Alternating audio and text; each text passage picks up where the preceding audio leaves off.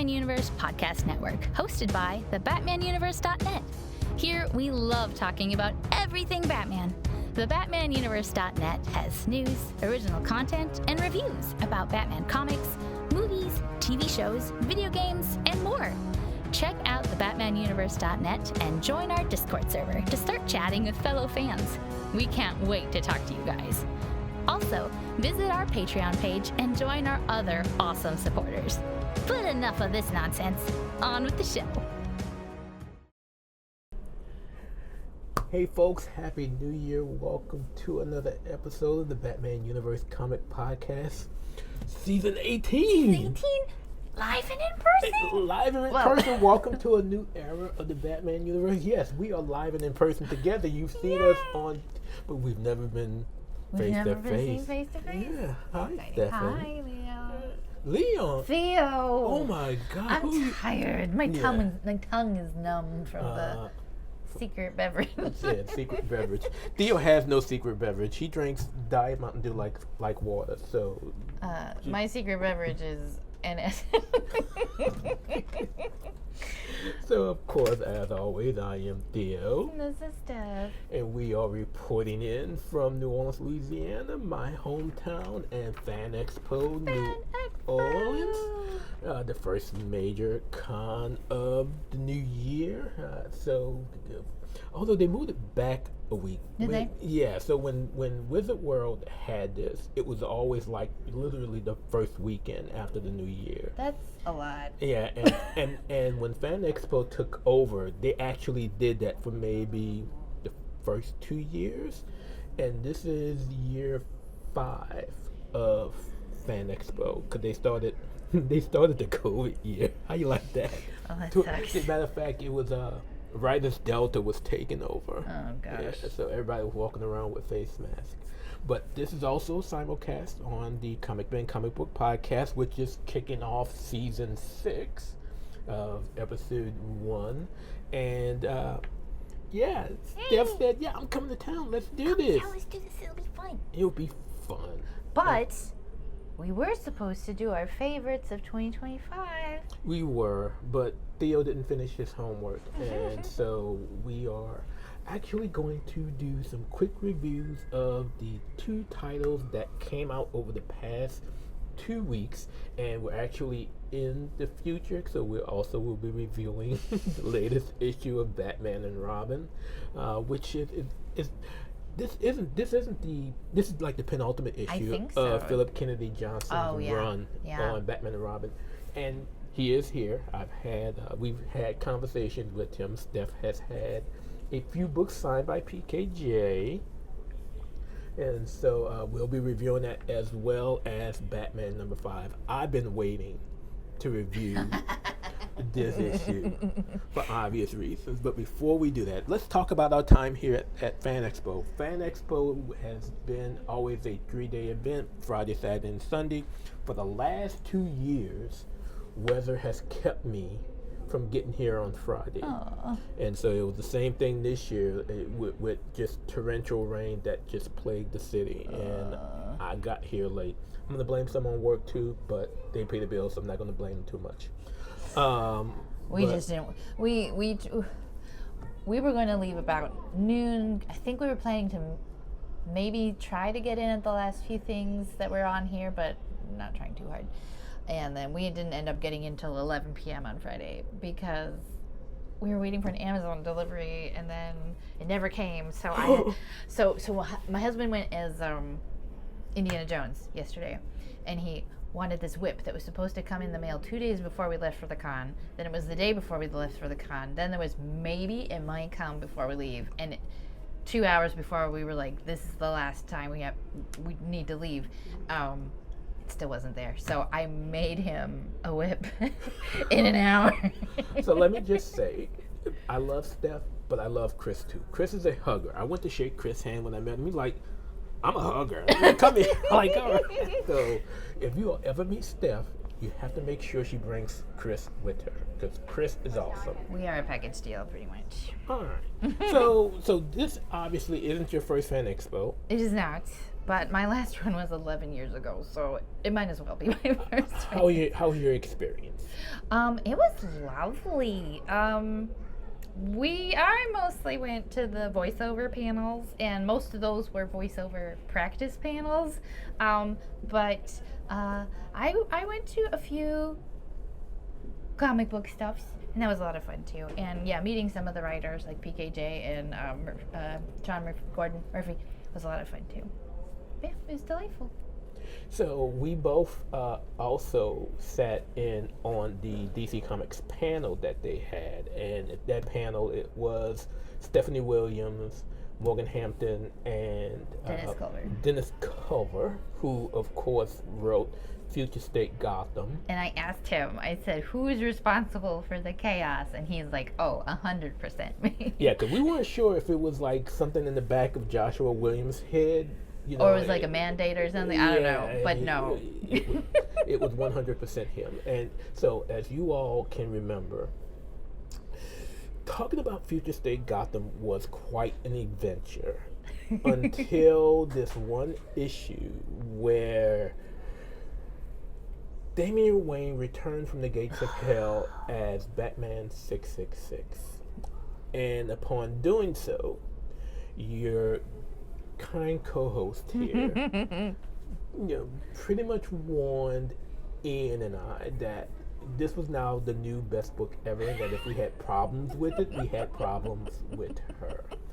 And so as we sat in the DC Comics panel with Dennis Culver, she made it known that she, of the three of us, was the one who loved the book the most. I didn't say that you guys hated it. No, we didn't. She didn't say we hated it. I just said I loved it the most. And I don't think it was that we hated it. It's just that it was so insane where it was going. It was just like, where are they going with this? And Steph was like, this is just so insane. I love it. But it is nice to know that that was his intention. He's like, what envelope can we push next in this book?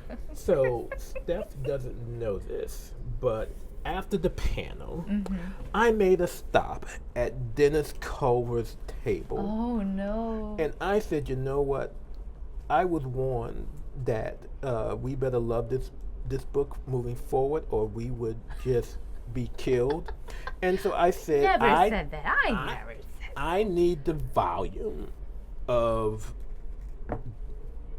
Future State Gotham that had the appearance of Batman 666 because I wanted to gift this to Stephanie Mouse.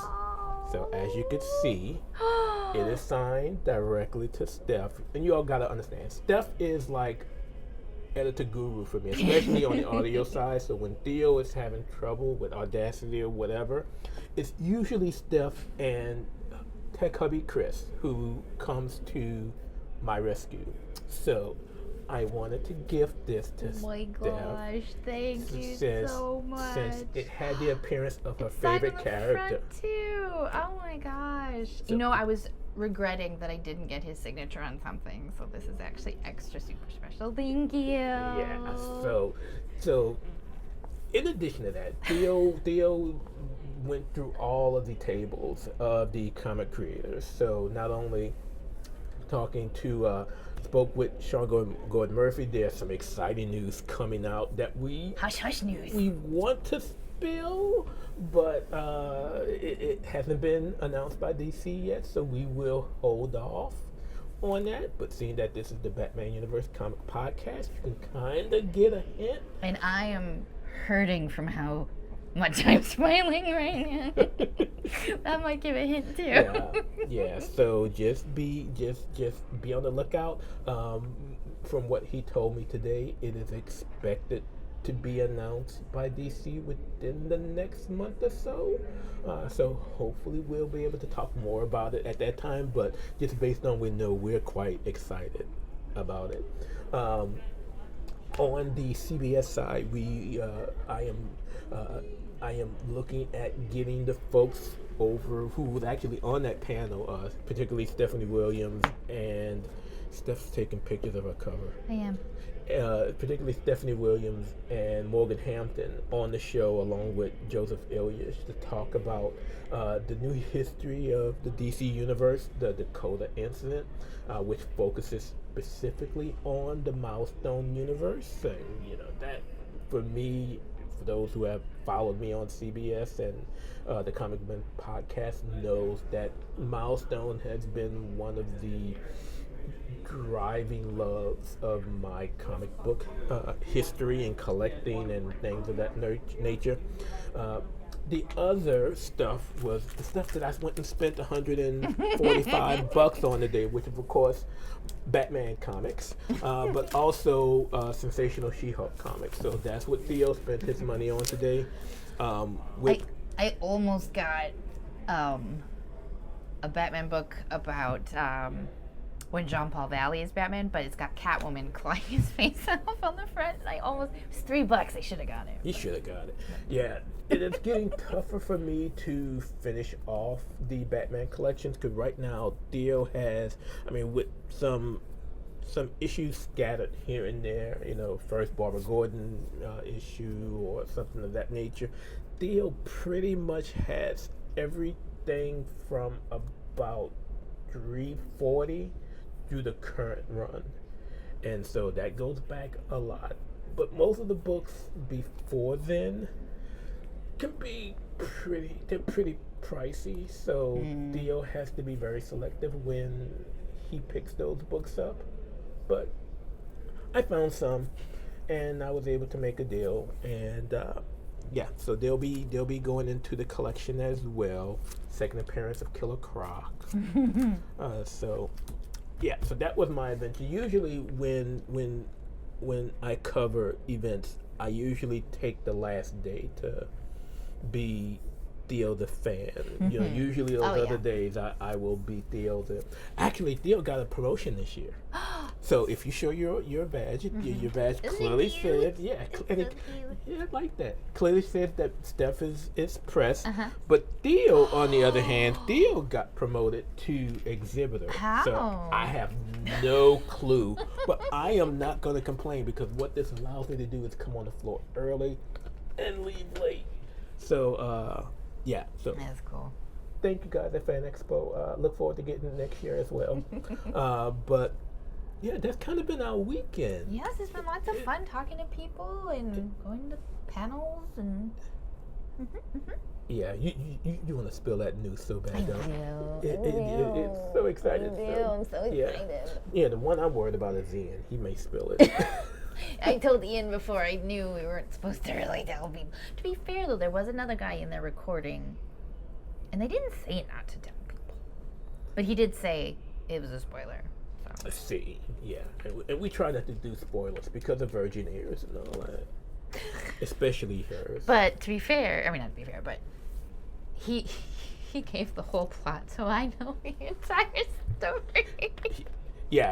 And he actually, so Steph sat in the panel because I was doing other comic book stuff, and so she recorded the whole thing. And she was gonna do a story and everything. And then when I saw Sean Gordon Murphy today, and I'm talking about getting them on the show, doing this and talking to DC, blah blah blah blah blah, and let's do it after they make the announcement, which should be no later than April. I'm like, Steph, that story we were talking about, don't do it.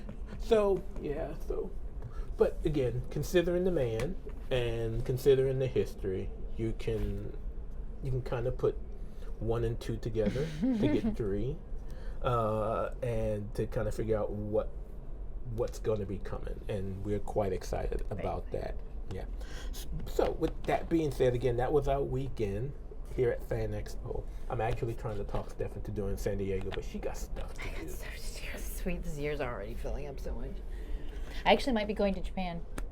Again. I was actually supposed to go in about 2 weeks, but they rescheduled things, and so that's not happening. But yeah, in the next few weeks probably.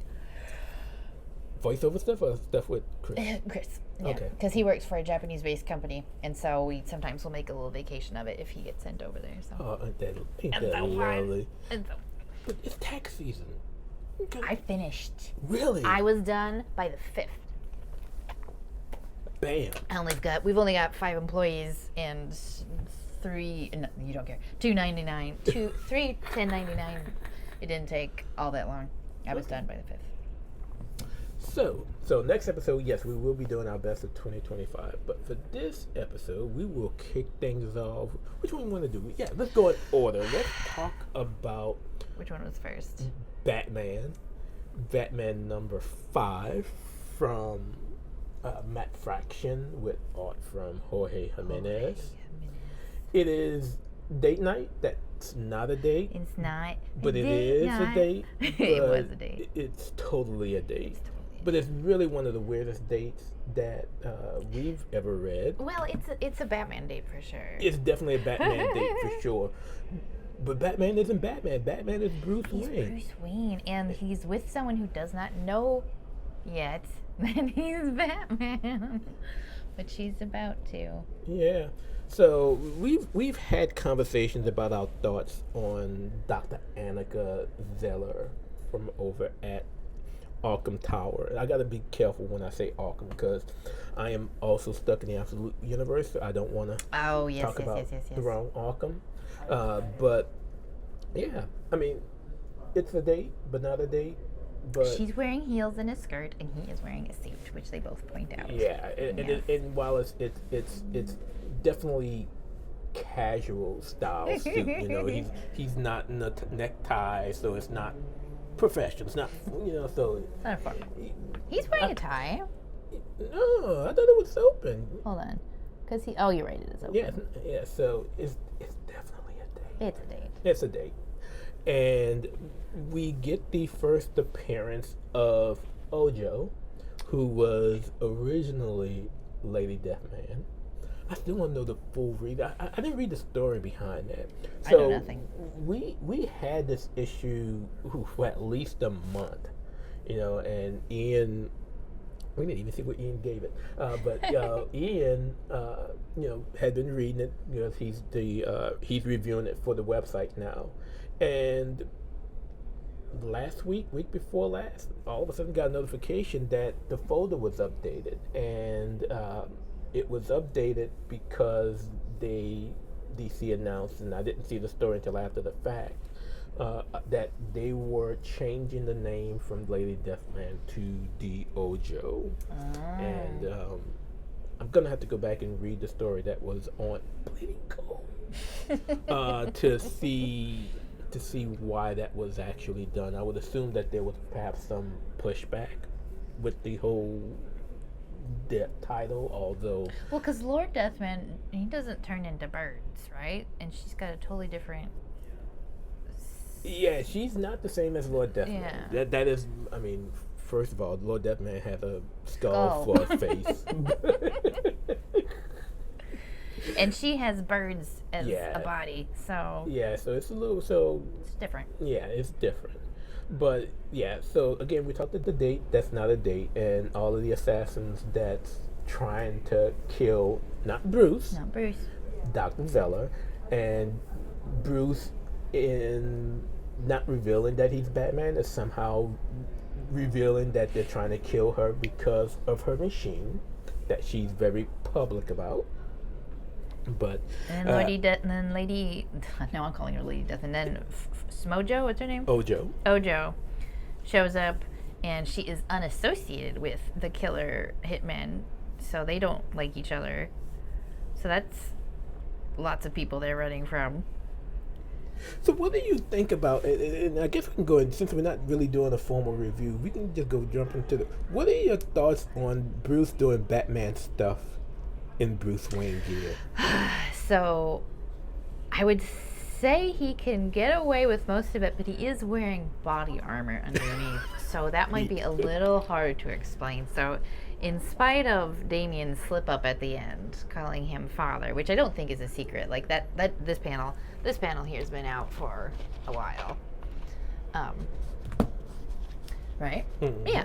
So we knew that Damian was going to let slip to Annika, or whatever her name is, that Bruce is his father.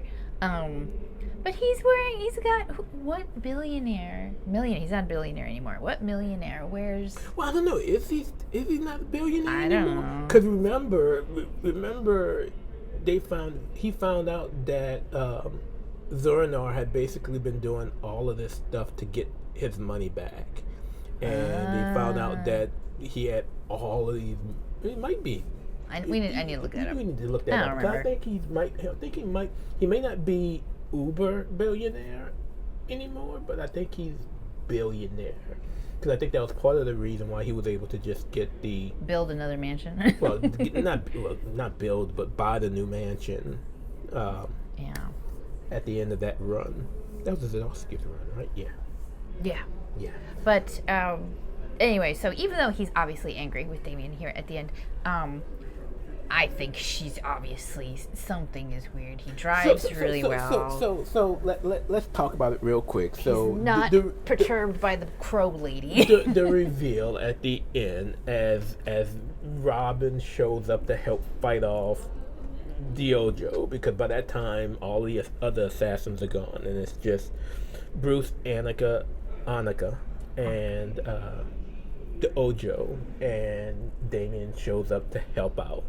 And as he's explaining to Bruce who the Ojo is, who apparently is known to the League of Assassins, which of course Damien grew up in, he slips up and basically says, "I'm trying to do what you taught me not to do, which is kill people, father." And out of nowhere jumps Annika. Okay, y'all. So we're laughing because there's this giant fox, green furry fox with a pan flute walking past us, waving at us.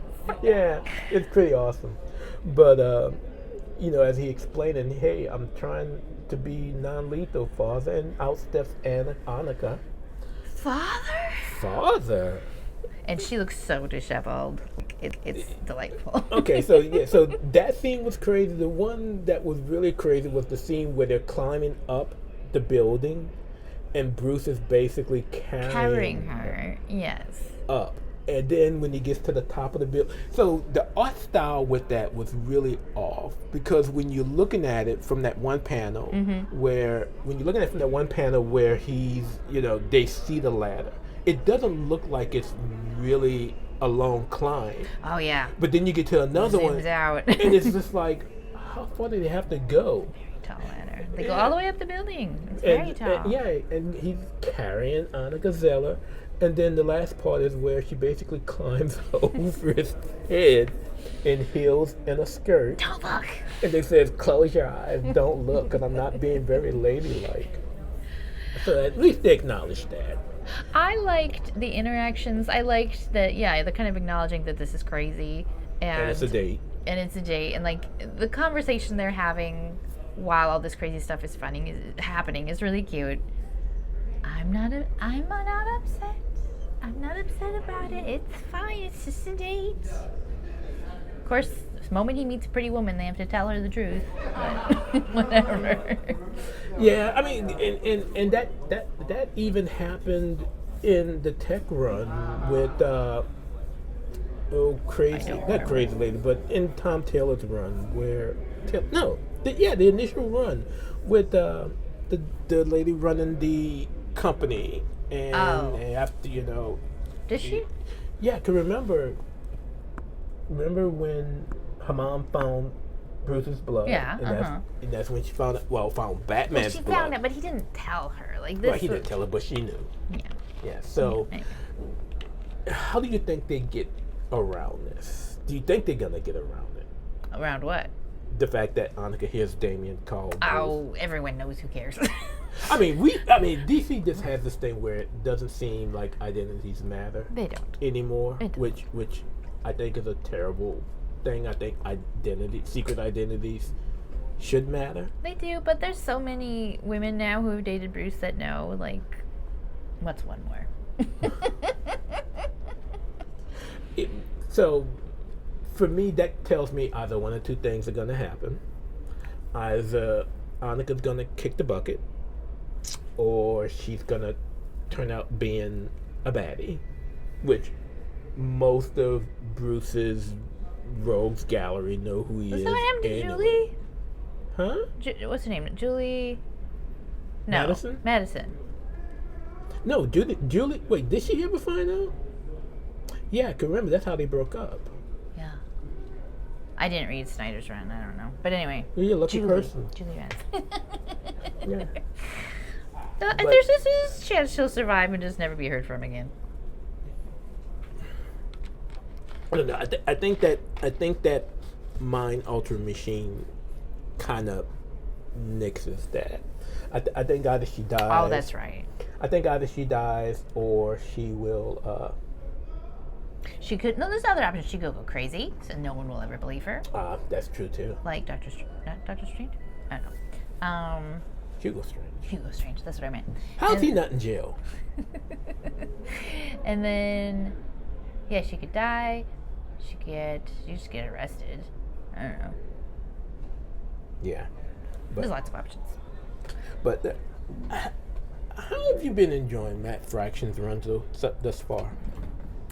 I will say I did not enjoy the last issue, and I think he started so strong, and then we got more and more convoluted. I think so. Now we have that weird mob boss guy with the weird head.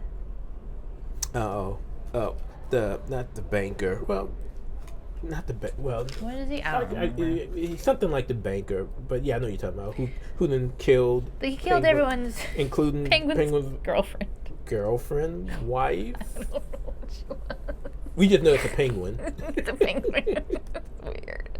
Yeah. But so I really didn't like that issue. But all in all, I would say it's been really strong, and I've really enjoyed it. Okay, so based on that, and sorry, we don't have the end score because we're live. We're sitting here, and I don't feel like pulling it up on the website. But what would you give Batman number 5 out of 5 Damian slip-ups? I might give this a 4.5. It is so fun. The art is so fun. Yeah, it's just fun, and it's going back to the first 2-3 issues where there's just a lot of banter and a lot of exploring kind of the characters in the middle of chaos. It's fun. Okay, I'm going to give it a 4.25. Oh, maybe I should make it easy and say a 4.5 as well. That way we don't have to worry about calculating. That way we can have a median, a mode, and an average. Should I look for Ian's review? You want to look for Ian's review? I can do that. Wait, I don't think I posted it yet. Oh, you haven't posted it? You gotta remember, it's been a holiday. I've been coming off a holiday. I'm sorry. Maybe we should call him. Ian, what'd you give it? But while Steph's looking that up, do we want to start talking about Batman and Robin? Yeah, let's go ahead. What issue is this? Batman and Robin, number 20. Oh, I don't remember. Oh, while we're doing that, I'm going to pull it up. He gave it a... He gave it a 4. He gave it a 4. Yay. So if you want, you can give it a 4.25, and that way the average is 4.25. Okay, so I'll give it a 4.25. How about that? So let's move over to Batman and Robin number 29. Written by PKJ. With art from Fico Ocio. Edit. It's Sunday, everybody. We've been here all weekend. Yes, so technical difficulties. We are redoing all of this. So we hopefully won't miss anything we talked about the first time. Okay, so is Wesker smart enough to be able to pull one over on... Oh, I guess I should give a quick summary, right? Quiet Man is in prison, and Penguin's men are plotting to kill him, But before that, Batman and Robin are talking to the Quiet Man. They get his backstory. Turns out I was mistaken last time, or maybe it was unreliable narrator last time, but it was the Quiet Man who was the driver and delivering the silver, and it wasn't like a weird deal. He was the one making the deal. Yeah. And his son was in the car with him because he wanted him to join because he was old enough, but then he got caught in the crossfire and got shot, and his body was stolen basically along with the silver, and they never found his body again.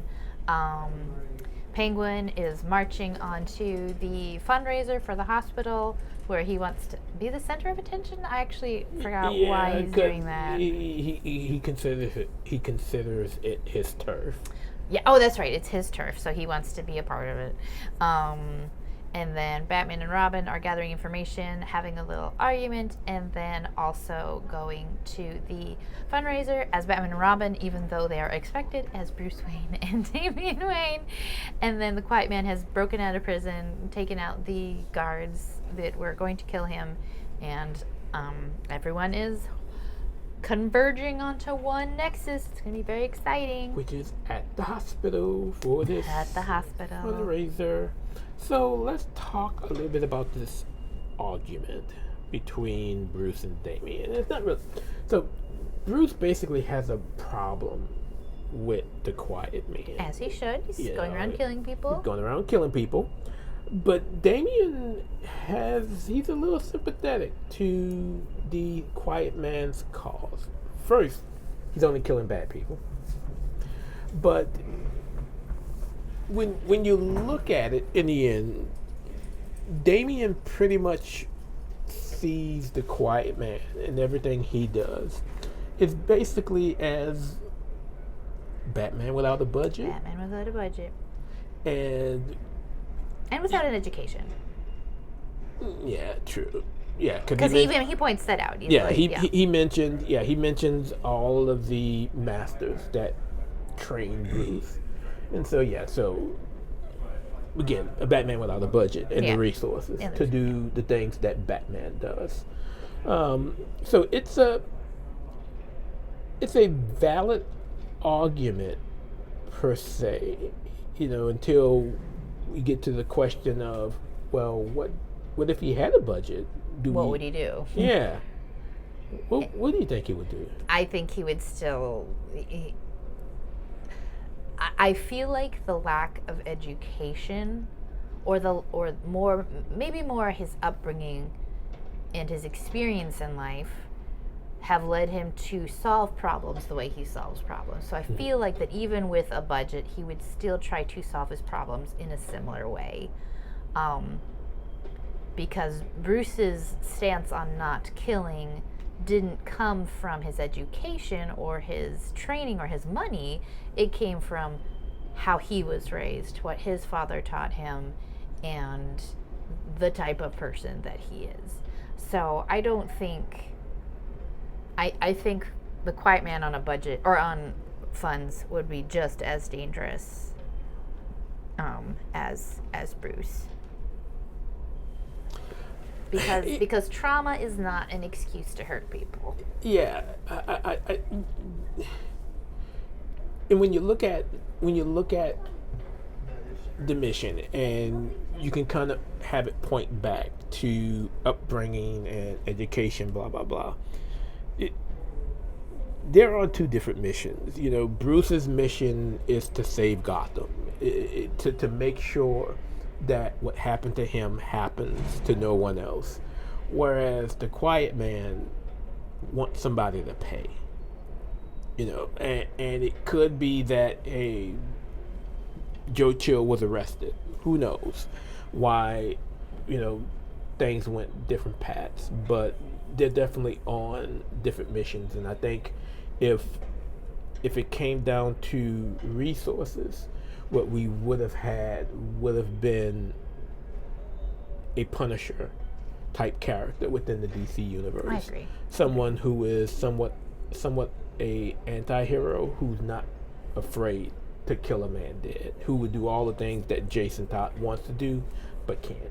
But I do appreciate that Bruce acknowledges Damien's point of view. He doesn't say, that's stupid, no, you're wrong. You know, he says, you have a point. I would like to talk about this later. Obviously, now is not the time.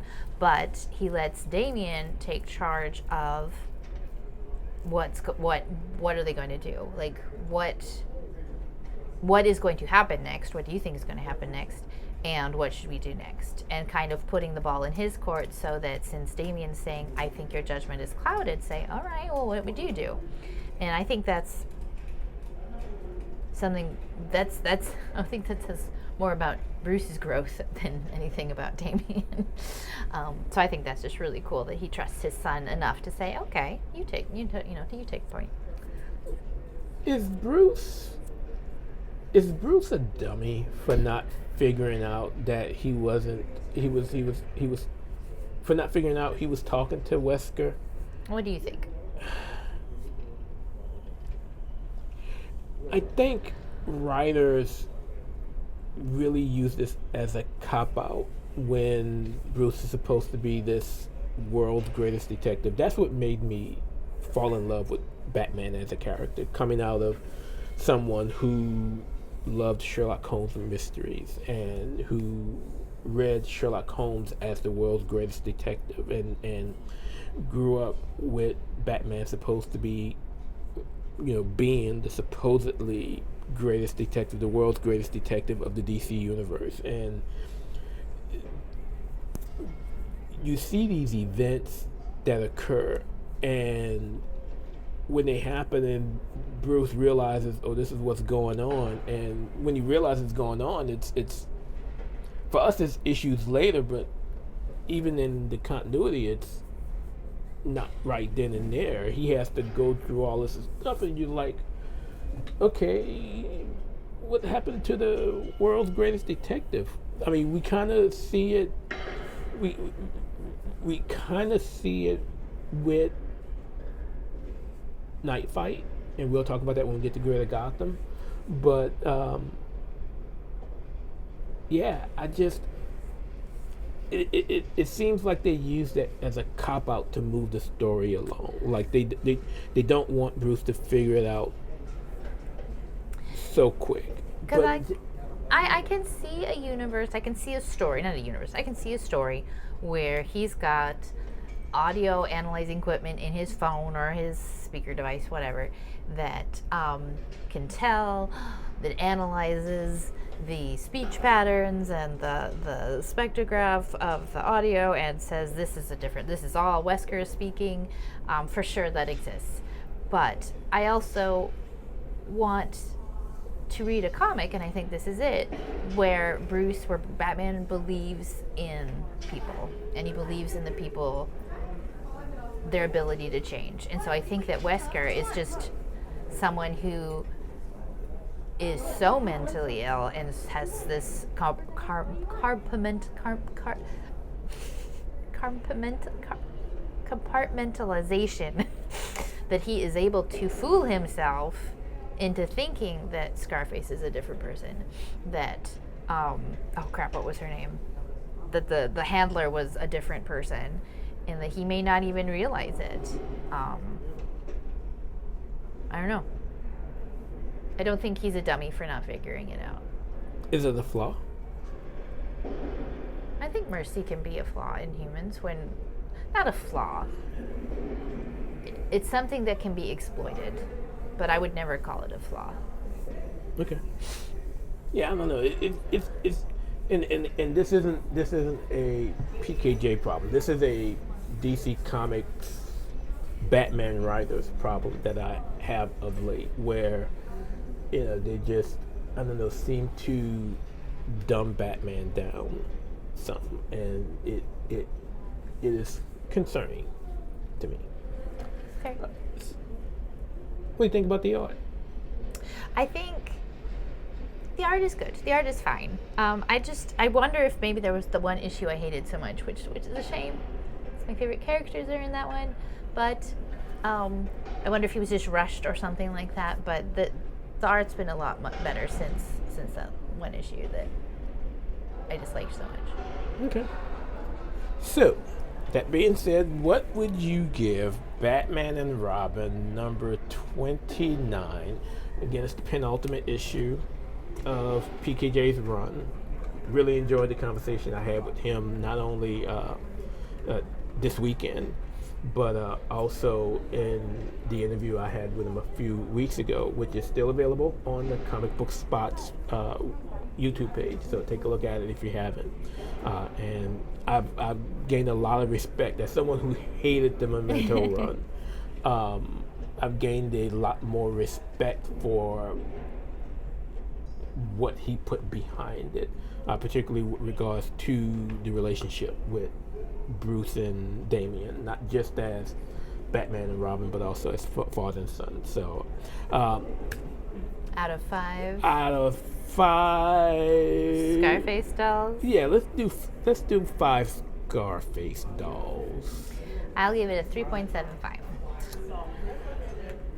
I will give it a 3.5. Okay, Yeah. and that gives us an average of 3.625. Alright, so that's 3.625 for Batman and Robin number 25. So let's go ahead and close things out. Let's move on over to Greater Gotham. And first up are the books released on New Comic Book Day, January 7th, 2026. First up, Batgirl number 15. Thumbs up, thumbs down, neutral, or abstain. Thumbs up, but mostly just because I enjoyed it more than last issue. Yeah. Are you okay with the reveal of who the mole is, the traitor? I was a little weirded out by that because I feel like Cass's whole thing is she studies body language and she knows what people are thinking and all that, and she didn't catch it. So Yeah. I thought that was a little weird. Yeah. Yeah, it's a thumbs up for me, but the reveal that Jash's daughter is the traitor kind of took me aback. DC KO Night Fight number 3. Oh, that was so good. Thumbs up. Yes, definitely thumbs up. Bruce is a grandpa. He's a grandpa. Welcome to the world of Grandpa Bruce. And I loved that the Heart's representation of older Damian was so smart. He figured out before even talking to Bruce that his world was fake.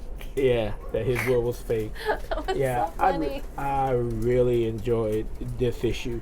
Now, we need to squash all that stuff. The most important thing in this issue, per Ian Keller, is... Miller, I'm sorry. Per Ian Miller. Oh my God! You know what made me think about that? What? Ian Keller, the teaser for the upcoming Doomsday movie had me thinking about Ian McKellar. But Ian Miller, the most important thing out of this issue is Batgirl Steph Brown. Yes, and the awesome suit that she's wearing. And it is really awesome. Actually, they're all pretty badass. I love, of course, being the Cass fanboy. That was my favorite one. Sorry, Ian. But yeah, definitely a thumbs up for me.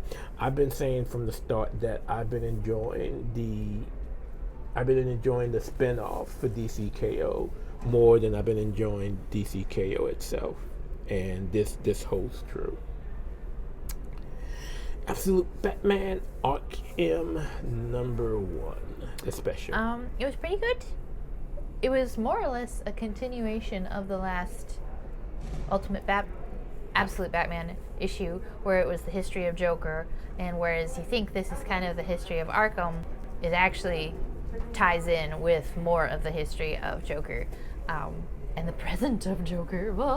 But I thought it was very interesting. It's a good read. Thumbs up. Thumbs down for me. I wasn't crazy about the story. Just seemed a little bit too wordy. The art was just not my dish. I agree with that. No, I didn't like the art. Yeah, the art just was not great at all, and I didn't like it. I'm sorry. So yeah, thumbs down for me. Poison Ivy number 40. Abstain.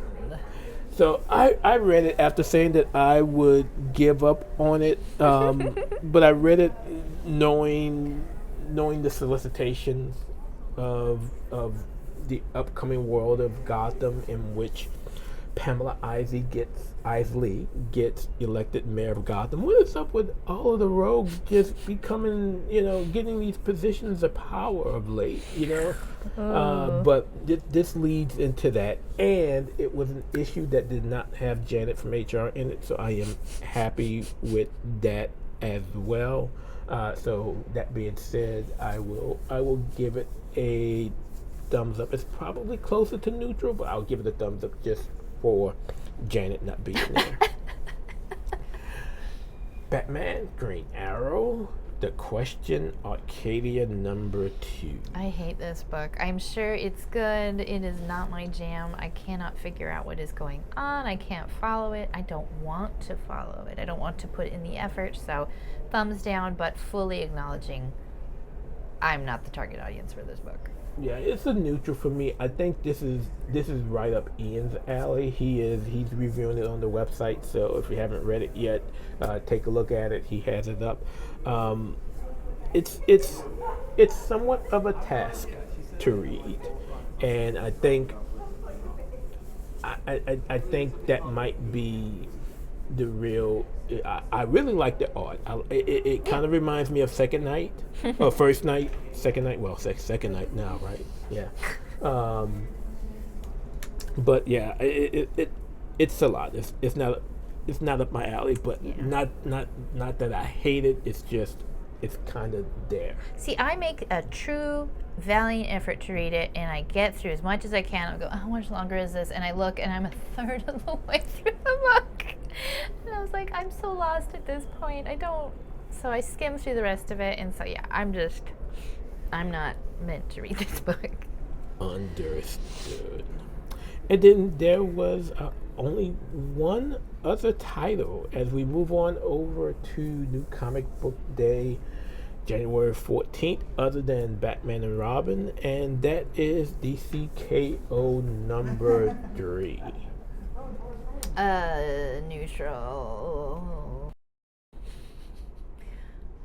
Neutral. I can't. This book is so stupid. It's a thumbs down for me, and the notion that the Joker and Lex Luthor are in the final four is with just Wonder Woman and Superman. With Wonder Woman and Superman, it's just it makes zero sense. Now, no. Yeah. Oh, the final four. Yes, the final four. Yes, Yeah, yes. I was thinking of the tournament that they were actually. Yes. Yeah. So at the end, yes. Yeah, so they're in the final four, but I mean, is it really a final four considering the deal that the Heart made with Bruce about being put back in the tournament? I'm honestly not paying attention to the plot of this story. I am enjoying KO for the nonsense that it is, but I am not trying to figure out how it all works together. Yeah, I don't. I think in the end that there's going to be a whole lot of swerves in this tournament, and that by the end of it all, this final four won't mean much. And I'm saying that if you've read The New Gods from Ron B, it seems like Orion is heading this way. There just seems so much that's going on outside of DCKO itself that in the end I don't think that what we see as the final four is going to be the final four. Also, if you read the solicits, there's a lot of stuff that's going on that could lead to things being differently as well. But yeah, I'm not trying too hard to make sense. It's a Scott Snyder story. I am not going to try to make sense of it, which is why I'm enjoying Absolute Batman, even though it is so weird. even though it's so weird. So weird. Wait, is it a Scott? Is KO? Is KO? KO is between Snyder and Williamson. Oh, okay. Well, I'm enjoying the Williamson stuff. How do you know which stuff is the Williamsons? It's not like, okay, this page is written by Joshua Williamson. I thought Night Fight was credited to him. So let's see. KO #3 was written by, and it would be now that here we go. Yeah, so Snyder did DCKO number 3. See? I hate it. And I took note that Williamson wrote Night Fight, and I loved it. Yeah. Okay.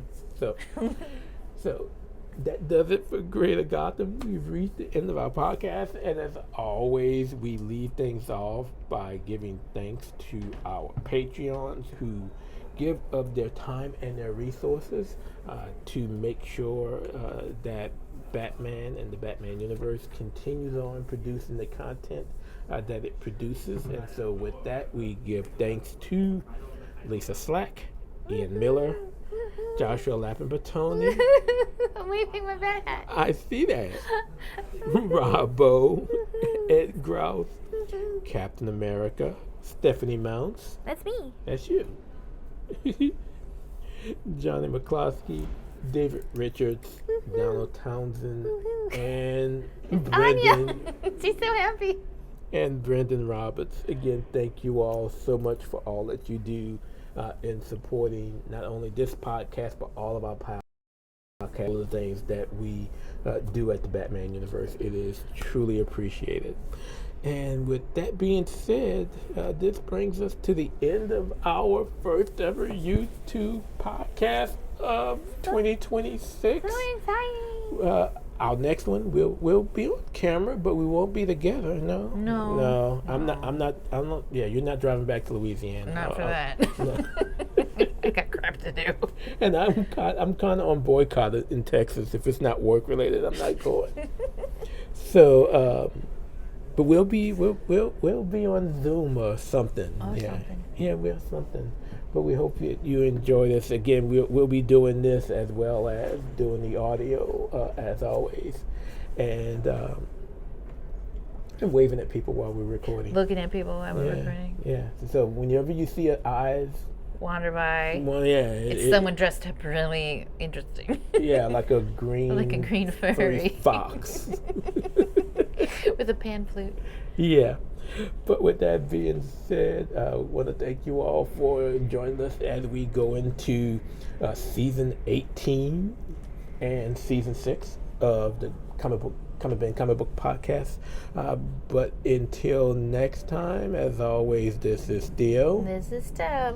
And we will see you all in 2 weeks, where we might be doing our best of 2025. We do our best stuff, so it might be a little special in between. Yeah, we might be doing that. Yeah, so until then, you all be safe on the streets of Gotham.